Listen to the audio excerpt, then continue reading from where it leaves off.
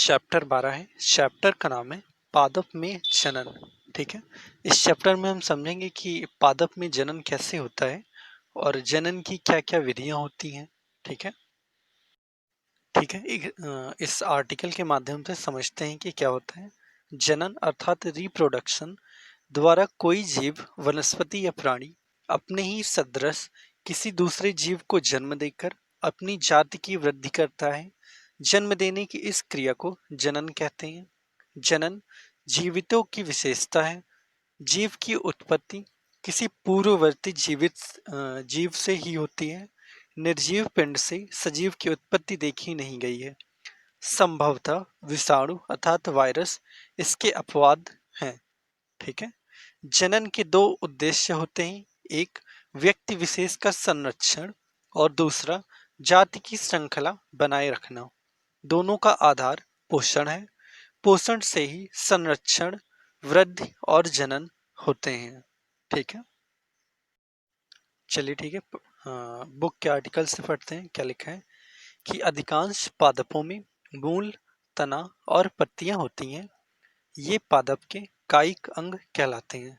ठीक है, वृद्धि की निश्चित अवधि के बाद अधिकांश पादपों में पुष्प निकलते हैं। ठीक है, अब आगे इसमें समझेंगे कि पुष्पों का क्या कार्य होता है। ठीक है, वास्तव में जो पुष्प होते हैं किसी पादप के जनन अंग होते हैं। किसी पुष्प में केवल नर जनन अंग अथवा मादा जनन अंग या फिर दोनों ही जनन अंग हो सकते हैं। ठीक है, पादप अनेक विधियों द्वारा अपनी संतति उत्पन्न करते हैं। इनमें जनन मुख्यतः दो प्रकार से होता है, अलैंगिक जनन तथा दूसरा लैंगिक जनन। ठीक है, अब अलैंगिक जनन के बारे में सबसे पहले पढ़ते हैं। अलैंगिक जनन में पादप बिना बीजों के ही नए पादपों को उत्पन्न, ठीक है, 1 सेकेंड, उत्पन्न कर सकते हैं, जबकि लैंगिक जनन में नए पादप बीजों से प्राप्त होते हैं। ठीक है, कायिक प्रवर्धन। ठीक है, यह एक प्रकार का अलैंगिक जनन है जिसमें पादप के मूल, तने, पत्ती अथवा कली जैसे किसी कायिक अंग द्वारा नया पादप प्राप्त किया जाता है। चूंकि जनन पादप के कायिक भाग से होता है, अतः इसे कायिक प्रवर्धन कहते हैं। ठीक है, गुलाब अथवा चंपा के पौधे की कलम लगाई जाती है। ठीक है, ये कायिक प्रवर्धन के एग्जाम्पल हैं। ठीक है, चलिए पुष्पों में लैंगिक जनन के बारे में पढ़ते हैं। ठीक है, पुष्प पादप के जनन अंग होते हैं। पुंकेसर नर जनन अंग और स्त्री केसर मादा जनन अंग है। ठीक है, ऐसे पुष्प जिनमें या तो केवल पुंकेसर अथवा केवल स्त्री केसर उपस्थित होता है उन्हें एकलिंगी पुष्प कहते हैं। जिन पुष्पों में पुंकेसर और स्त्री केसर दोनों ही होते हैं वे द्विलिंगी पुष्प कहलाते हैं। मक्का, पपीता तथा ककड़ी या खीरे के पौधे में एकलिंगी पुष्प होते हैं, जबकि सरसों, गुलाब और पिट्यूनिया के पौधों में द्विलिंगी पुष्प होते हैं। ठीक है, ये आप देखिए परागकोश पुंततु। ठीक है, अब देखते हैं नर और मादा एकलिंगी पुष्प दोनों ही पादप पर उपस्थित हो सकते हैं अथवा भिन्न पादपों पर पाए जा सकते हैं। अर्थात एक ही पादप में, एक ही पौधे में नर अथवा मादा, नर और मादा दोनों लिंग हो सकते हैं। ठीक है, या फिर ये अलग अलग दोनों पौधों में हो सकते हैं। ओके, पराग कोश में परागकण होते हैं जो नर युग्मकों को बनाते हैं। आपको पराग कोश का फिगर दिखा रहा हूँ। ठीक है, ये देखिए सबसे ऊपर पराग कोश है। ठीक है, इसी में नर युग्मक होते हैं। ओके, अब आगे देखते हैं स्त्री केसर में वर्तिकाग्र, वर्तिका और अंडाशय होते हैं। ठीक है, अंडाशय में एक या अधिक बीजांड होते हैं। आपको इस तरीके से दिखा रहे हैं। ठीक है, सबसे ऊपर है वर्तिकाग्र, दूसरे नंबर पे वर्तिका, फिर आप देखिए इधर बीजांड है और इसे अंडाशय कहते हैं। ठीक है, मादा युग्मक अथवा अंड का निर्माण बीजांड में होता है। लैंगिक जनन में नर और मादा युग्मकों के युग्मन से युग्मनज बनता है। ठीक है, चलिए अब समझते हैं कि परागकण क्या होता है। सामान्यतः परागकणों में दृढ़ सुरक्षात्मक आवरण होता है जो उन्हें सूखने से बचाता है, क्योंकि परागकण हल्के होते हैं, अतः वह वायु अथवा जल द्वारा बहाकर ले जाए जा सकते हैं। पुष्पों पर बैठने वाले कीटों के शरीर पर परागकण चिपक जाते हैं। जब कीट उसी प्रकार के किसी अन्य पुष्प पर बैठते हैं तो पुष्प के वर्तिकाग्र पर कुछ परागकण गिर जाते हैं। परागकणों का परागकोश से पुष्प के वर्तिकाग्र पर स्थानांतरण परागकण कहलाता है। यदि परागकण उसी पुष्प के वर्तिकाग्र पर गिरते हैं तो इसे स्वपरागण कहते हैं। ठीक है, फिगर में आप देखिए ये वर्तिकाग्र है और ये परागकण है। ठीक है, पुष्प के परागकण उसी पादप के किसी अन्य पुष्प के वर्तिकाग्र पर गिरते हैं तो इसे पर परागण कहते हैं।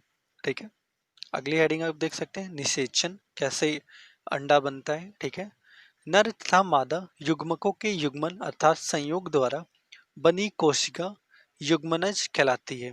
युग्मनज बनाने के लिए नर और मादा युग्मकों के युग्मन का प्रक्रम निषेचन कहलाता है।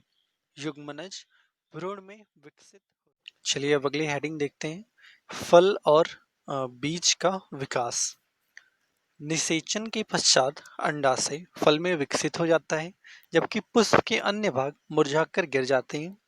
परिपक्व हो जाने पर अंडाशय फल के रूप में विकसित हो जाता है। बीजांड से बीज विकसित होते हैं। बीज में एक भ्रूण होता है जो सुरक्षात्मक बीजावरण के अंदर रहता है। कुछ फल गूदेदार और रसीले होते हैं जैसे आम, सेब, संतरा। कुछ फल कठोर होते हैं जैसे बादाम और अखरोट। ठीक है, ये अब सेब और बादाम का वो देख सकते हैं फिगर। ठीक है, अगली हेडिंग देखते हैं, इसमें लिखा है बीज प्रकीर्णन। प्रकृति में एक ही प्रकार के पादप विभिन्न स्थानों पर उगे हुए पाए जाते हैं। ऐसा बीजों के विभिन्न स्थानों पर प्रकीर्णन के कारण होता है। कभी कभी किसी वन अथवा खेत या फिर उद्यान में चहलकदमी करते समय आपको अपने वस्त्रों पर फलों के बीज चिपके हुए दिखाई देंगे। ठीक है, कल्पना कीजिए कि किसी पादप के सभी बीज एक ही स्थान पर गिरकर वहीं उगाए। ठीक है, पादप के नए उगे पौधों के बीच धूप, जल, खनिजों और स्थान के लिए गंभीर स्पर्धा होगी। संभवतः उनमें से कोई भी स्वस्थ पादप के रूप में विकसित नहीं होगा। पादपों को बीजों के प्रकीर्णन से लाभ होता है। इससे एक ही प्रकार के पादपों के नए पौधे में सूर्य के प्रकाश, जल और खनिजों के लिए परस्पर स्पर्धा का की संभावना कम हो जाती है। इस चैप्टर की समरी देखते हैं। ठीक है, क्या है, सभी जीव अपनी किस्म को बनाए रखने के लिए जनन या गुणन करते हैं। पादप में जनन दो प्रकार से होता है, अलैंगिक और लैंगिक। अलैंगिक जनन की कुछ विधियां खंडन, मुकुलन, बीजाणु निर्माण और कायिक प्रवर्धन हैं। लैंगिक जनन में नर और मादा युग्मकों का युग्मन होता है। कायिक प्रवर्धन में पत्तियां, तना और मूल जैसे कायिक भागों से नए पादप उगाए जाते हैं। पुष्प पादपों का जनन अंग होते हैं। एक लिंगी पुष्प में या तो नर अथवा मादा जनन अंग होते हैं। द्विलिंगी पुष्प में नर और मादा जनन अंग दोनों ही होते हैं। नर युग्मक परागकणों के अंदर और मादा युग्मक बीजांड में पाए जाते हैं। किसी पुष्प के परागकोश से उसी पुष्प अथवा किसी अन्य पुष्प के वर्तिकाग्र तक परागकणों के स्थानांतरण का प्रक्रम परागकण कहलाता है। परागकण दो प्रकार का होता है, स्वपरागकण और परपरागकण। स्वपरागकण में परागकण परागकोश से उसी पुष्प के वर्तिकाग्र पर स्थानांतरित होते हैं। परपरागकण में परागकण एक पुष्प के परागकोश से उसी प्रकार के दूसरे पुष्प के वर्तिकाग्र पर स्थानांतरित होते हैं। परागकण पवन, जल और कीटों के द्वारा हो सकता है। नर और मादा युग्मकों का युग्मन निषेचन कहलाता है। निषेचित अंडे युग्मनज कहलाते हैं। युग्मनज का विकास भ्रूण में होता है। ठीक है, इसी के साथ ये चैप्टर खत्म होता है। ओके, अगला चैप्टर अब देखते हैं।